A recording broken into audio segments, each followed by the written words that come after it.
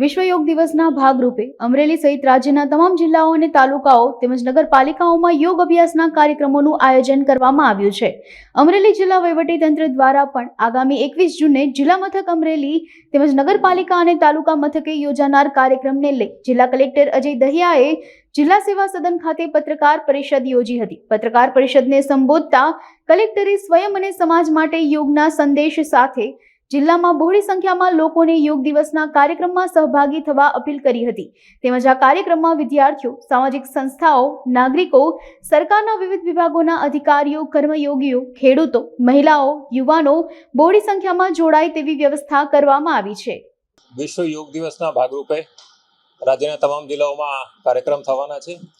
અમરેલી જિલ્લામાં પણ જિલ્લા કક્ષાએ કાર્યક્રમ થશે, નગરપાલિકા અને તાલુકા કક્ષાએ કાર્યક્રમ થવાના છે.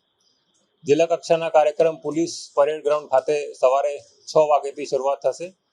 6:30 વાગે માનનીય મુખ્યમંત્રીશ્રીનું લાઈવ પ્રસારણ થશે.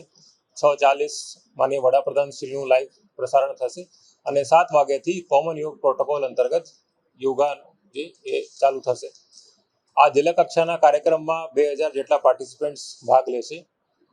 એ જ રીતે તાલુકા અને નગરપાલિકા કક્ષાના કાર્યક્રમમાં 500 જેટલા પાર્ટિસિપન્ટ્સની અમારી તૈયારી છે. આપણા માધ્યમથી હું તંત્ર તરફથી એક જાહેર નિમંત્રણ અમરેલી જિલ્લાના લોકોને આપું છું.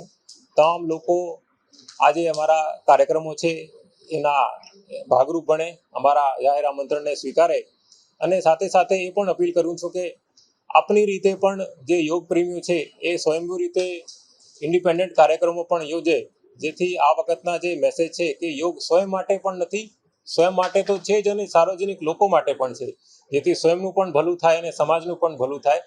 આ મેસેજ સાથે આ યોગ દિવસના જાહેર આમંત્રણ હું અમરેલી જિલ્લાના પ્રજાને આપું છું. Thank you.